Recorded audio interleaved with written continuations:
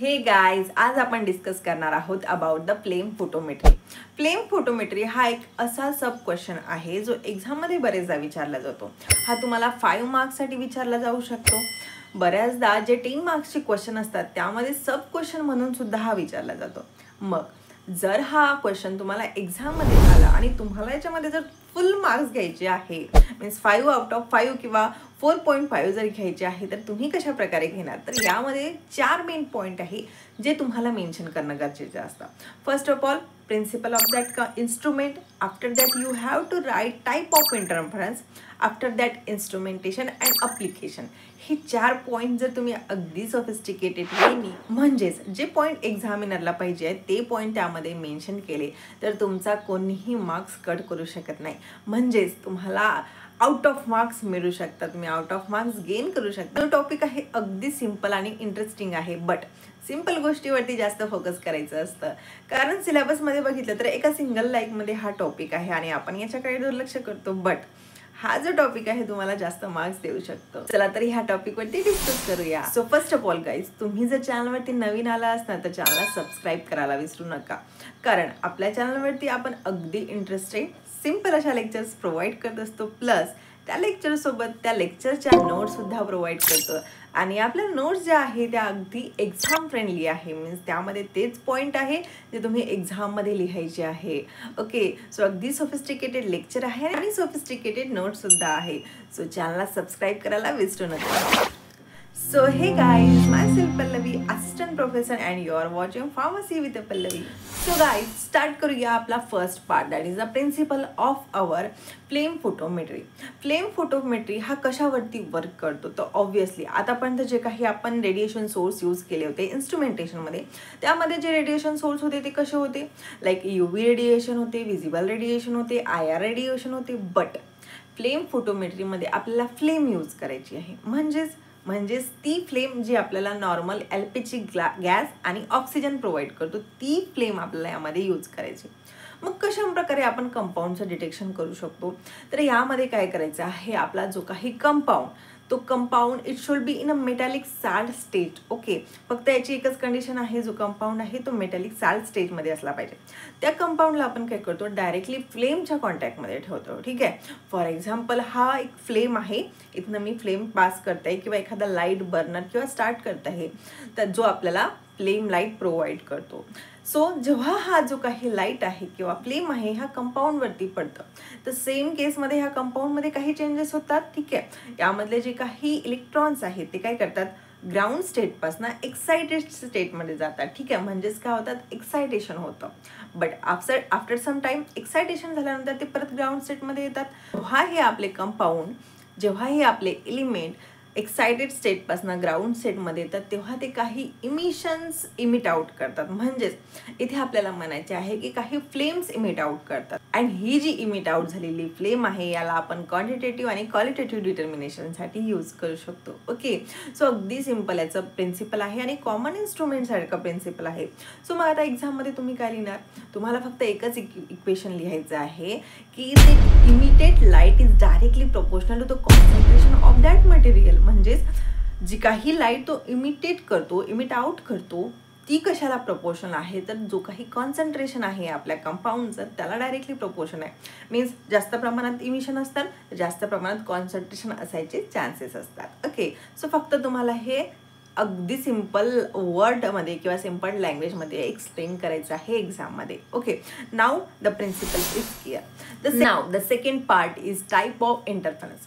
म्हणजेच काय, तर त्याला आपण फॅक्टर म्हणू शकतो आपल्या नॉर्मल लँग्वेजमध्ये. म्हणजेच असे कुठले फॅक्टर आहे जो आपल्या फायनल रिझल्टमध्ये इंटरफेअर करू शकतो? तर यामध्ये बेसिकली 4 असे फॅक्टर्स आहे. फर्स्ट वन आहे स्पेक्ट्रल, सेकंड वन आहे केमिकल, थर्ड वन आहे आयोनायझेशन अँड फोर्थ वन आहे एक्सायटेशन. ही 4 फॅक्टर आहे जे आपला फायनल रिझल्टमध्ये इंटरफेअर क्रिएट करू शकतात. फर्स्ट वन जो आहे स्पेक्ट्रल. स्पेक्ट्रल म्हणजेच काय तर फॉर एक्झाम्पल हा एक कंपाऊंड आहे ज्याचा आपल्याला अनालिसिस करायचं आहे आणि सॅम्पल सेलमध्ये अनादर कंपाऊंड एलिमेंट प्रेझेंट आहे. मग अशा वेळेस काय करणार, हा सुद्धा काही एनर्जी इमिट आउट करणार, याची एनर्जी आणि याची एनर्जी जी काही इमिट आउट करत आहे ते ओव्हरलॅप होतं आणि रिझल्टमध्ये कोणाची इमिशन येणार आहे तर दोघांची येणार आहे ऑब्व्हियसली. मग अशा वेळेस काय होतं, जो काही आपला फायनल रिझल्ट आहे तो करप्टेड होतो किंवा इनकरेक्ट होतो. Okay, so this is the first factor. After that the second factor is a chemical factor.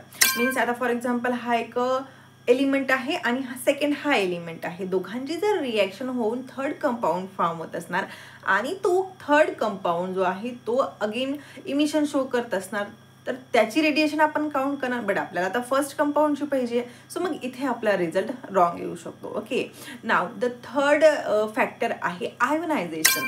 बरेचदा काय होतं, फ्लेममुळं कंपाऊंड आयोनाइज्ड होता आणि ionisation is the most important factor which affect our final result. Okay, and now the fourth factor is a excitation. काय होतं की जेव्हा आपला मटेरियल फ्लेमच्या कॉन्टॅक्टमध्ये होतं तेव्हा एक्सायटेशन होतं, हे आपल्याला सगळ्यांना माहिती आहे. बट ह्या एक्सायटेशनमुळं बरेचदा आपल्याला काय होतं, जो काही नॉर्मल रिझल्ट मिळाला पाहिजे तो मिळत नाही किंवा हा अनदर एलिमेंट आहे ते एक्सायटेड होतात आणि त्याच्यामुळे जो काही रिझल्ट आहे तो इनकरेक्ट होतो. Okay, so these are some basic factor which affect or which interfere our final result. Okay, so factor किंवा इंटरफरन्स हा क्लिअर आहे. Now the third part is instrumentation. Instrumentation अगदी सिम्पल आहे. आपल्याला फक्त याच्यामध्ये जे काही बेसिक इन्स्ट्रुमेंट लागतात ते आठवण ठेवायचे आहे आणि त्याला एक्सप्लेन करायचं आहे. ठीक आहे, आणि जे काही बेसिक इन्स्ट्रुमेंट आहे त्याचं फंक्शन काय हे आपल्याला माहिती असलं तर याला इझिली आपण एक्सप्लेन करू शकतो.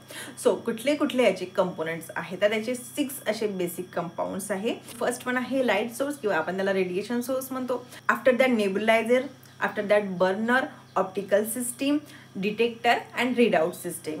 हे 6 आपले मेन कंपोनंट आहे जे आपल्या इन्स्ट्रुमेंटेशनमध्ये मोस्ट इम्पॉर्टंट रोल प्ले करतो. नाव द फर्स्ट वन आहे रेडिएशन सोर्स किंवा लाईट सोर्स. सो इथे सिम्पली आपण काय यूज करतो तर LPG गॅस आणि एअर. जेव्हा LPG गॅस एअरच्या कॉन्टॅक्टमध्ये येतो तेव्हा आपल्याला फ्लेम प्रोड्यूस करतो आणि तीच फ्लेम आपण आपल्या ह्या इन्स्ट्रुमेंटमध्ये यूज करतो. ओके, नाव नेब्युलायझर. नेब्युलायझरचं फंक्शन काय तर it produced a mist of our compound. म्हणजेच काय, परफ्यूम बघितला आपण सगळ्यांनी, परफ्यूममध्ये काय असतं, लिक्विड असते, त्याला आपण स्प्रे करतो. स्प्रे केल्यामुळे काय होतं, जे लिक्विड आहे ते फाईन पार्टिकलमध्ये कन्वर्ट होतं किंवा फाईन लिक्विडमध्ये कन्वर्ट करतं. सो इथे आपला नेब्युलायझर सेम वर्क करतो. काय करतो, जो आपला लिक्विड सॅम्पल आहे याला कन्वर्ट करतो एक फाईन मिस्टमध्ये. Okay, so this is the function of our nebulizer. अगदी सिम्पल आहे इन्स्ट्रुमेंटेशन, फार असं लोड घ्यायचं नाहीये. Third one is a burner. Burner कशासाठी यूज करतं तर burner is use for atomization. Okay, so अगदी सिम्पल आहे. आफ्टर दॅट फोर्थ वन आहे ऑप्टिकल सिस्टीम. ऑप्टिकल सिस्टीम म्हणजेच काय तर nothing but our prism. Prism काय करत होता, फॉर एक्झाम्पल हा आपला प्रिझम आहे आणि इथनं आपण काय करतोय, फ्लेम पास करतोय. सो फ्लेममध्ये मल्टिपल वेवलेन्थ असणार आहे. सो आपला प्रिझम काय करतो, याला ऑप्टिमाइज करतो आणि एक पर्टिक्युलर वेवलेंथ आपल्याला देतो for our detection. Okay, so this is our optical system. After that detector. Detector काय करतो तर जे काही इमिशन आहे ते इमिशनला रेकॉर्ड करतो. अँड लास्ट वन आहे रीडआउट सिस्टीम. रीडआउट सिस्टीम काय करतं तर ऑब्व्हियसली आपली जी कम्प्युटर स्क्रीन आहे ती आपल्याला रिझल्ट शो करतो. सो अगदी सिम्पल आणि बेसिक असं इन्स्ट्रुमेंटेशन आहे आपल्या फ्लेम फोटोमेट्रीचं. Now the fourth part that is the application of our flame photometry. First application आहे it is used for the study of biological sample. Biological samples म्हणजे काय तर सोडियम, पोटॅशियम, लिथियम म्हणजेच metallic कंपाऊंडच्या स्टडीसाठी आपण फ्लेम फोटोमेट्रीचा यूज करतो. After that the second application it is used for the agriculture study. म्हणजेच काय तर सॉईल टेस्टिंगसाठी आपण ही जी काही टेक्निक आहे ती यूज करतो. Third application it is used in a pharmaceutical industry. Pharmaceutical इंडस्ट्रीमध्ये याचा काय यूज आहे तर जे काही फार्मास्युटिकल प्रिपरेशन आहे यामध्ये मेटॅलिक इम्प्युरिटीज आहे का हे चेक करण्यासाठी आपण ह्या टेक्निकचा यूज करतो. After that the fourth application is a water analysis. Water ॲनालिसिसमध्ये वॉटरमध्ये जर आपलं सोडियम किंवा पोटॅशियम प्रेझेंट आहे का हे डिटेक्ट करायसाठी आपण हे टेक्निक यूज करतो. ओके, सो प्रिन्सिपल सगळ्यांना क्लिअर आहे. Factor that is the interference clear आहे, इन्स्ट्रुमेंटेशन क्लिअर आहे आणि ॲप्लिकेशन क्लिअर आहे. सो अगदी simple, basic but most important topic आहे, याला मिस करू नका. नोट्स ह्या आपल्या डिस्क्रिप्शन बॉक्समध्ये अवेलेबल आहे, तुम्ही इझिली जाऊन डाउनलोड करू शकता. आणि भेटूया नेक्स्ट व्हिडिओमध्ये अशाच इंटरेस्टिंग टॉपिकसोबत. व्हिडिओ जर आवडला असेल तर लाईक करायला विसरू नका आणि तुमच्या फ्रेंड्ससोबत नक्की शेअर करा. So till then bye bye.